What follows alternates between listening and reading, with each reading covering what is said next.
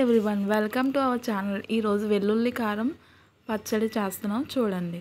ముందుగా వెల్లుల్లి తీసుకోవాలి, వెల్లుల్లి, ఎండుమిర్చి, ఉల్లిపాయలు తీసుకోవాలి, అలాగే చింతపండు. వీటితోనే మనం ఇప్పుడు రెసిపీ చేస్తున్నాము వెల్లుల్లి కారం పచ్చడి. సో ముందుగా ప్యాన్ పెట్టుకొని ప్యాన్లో ఆయిల్ వేసుకోవాలి. కొంచెం ఎక్కువగానే పడుతుంది. ముందుగా మనం వెల్లుల్లిని తొక్క తీసుకొని ఉంచుకోవాలి. క్వాంటిటీ బట్టి అన్నీ తీసుకోవాలి. మనం వెల్లుల్లి తక్కువ కాబట్టి నేను ఒక ఆనియన్ తీసుకున్నాను, ఎండుమిర్చి, చింతపండు. సో ముందుగా ఆయిల్లోని మనం ఆనియన్స్ వేసి బాగా ఫ్రై చేయాలి. ఆనియన్ బాగా ఫ్రై అయితేనే మనకి నెల రోజులు నిల్వ ఉంటుంది పచ్చడి. సో మనం మెల్లిగా ఫ్రై చేసుకోవాలి. ఫ్రై అయ్యాక ముందుగా మనం పెట్టుకున్న వెల్లుల్లి, ఎండుమిర్చి కూడా వేసి, చింతపండు కూడా వేసి బాగా ఫ్రై చేయాలి. చూస్తున్నారు కదా, ఇలా కలుపుతూ బాగా ఫ్రై చేయాలి. సిమ్లో పెట్టుకొని ఫ్రై చేస్తే మంచిది. సో ఇది బాగా ఫ్రై అయితేనే కదా మనకి ఎన్ని రోజులైనా స్టోర్ చేసుకోవచ్చు ఫ్రిడ్జ్లో పెట్టి.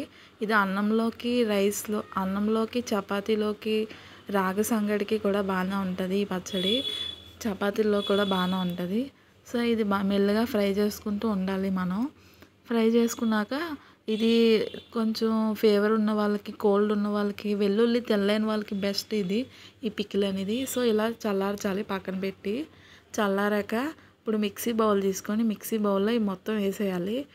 చూస్తున్నారు కదా, ఇలా మొత్తం వేసేసుకోవాలి. వేసుకున్నాక కల్లుప్పు ఉంటే కల్లుప్పు వేసుకోవచ్చు, లేదంటే సాల్ట్ వేసి మనం కొంచెం వాటర్ యాడ్ చేసి, కొంచెమే లైట్గా వాటర్ యాడ్ చేసి మనం మిక్సీ పట్టుకోవాలి. వాటర్ వేసాం కదా, స్టోర్ ఉండదేమో అని అనుకోవచ్చు, కానీ స్టోర్ ఉంటుంది నెల రోజులు.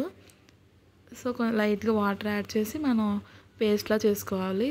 అదే అన్నంలోకి, రాగి సంగట్లోకి అయితే కచ్చాపిచ్చగా పేస్ట్ చేసుకుంటే చాలు.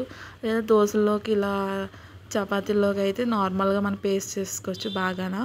సో ఇలా మిక్సీ పెట్టుకొని ఫ్రై చేసుకున్నాం. ఇలా ప్యాన్ పెట్టుకొని ఫ్రైకి రెడీ చేద్దాము. తాలింపు పెట్టుకోవాలి. మొత్తం పోపు దినుసులన్నీ వేసుకోవాలి. మినపప్పు, ఆవాలు, జీలకర్ర, కరివేపాకు, ఎండుమిర్చి, వెల్లుల్లి వేసి మనం చారుకి ఎలా అయితే తాలింపు పెడతామో అలా అన్నీ వేసుకోవాలి.